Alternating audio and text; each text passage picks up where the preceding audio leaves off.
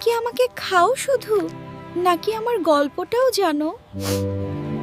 আমি একদিন ছিলাম শুধু একটা ময়দার গোলা। ধীরে ধীরে আমি ফুচকা হয়ে উঠলাম। সবাই আমাকে দেখে খুশি হয়। আমার স্বাদে তাদের মুখে হাসি ফুটে।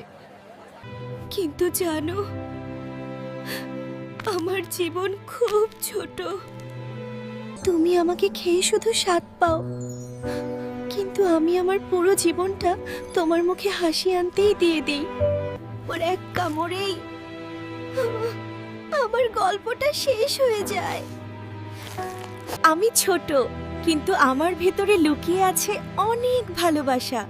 এক কামড়ে তুমি সেটা অনুভব করো। তাই যা কিছু পাও ভালোবেসে উপভোগ করো।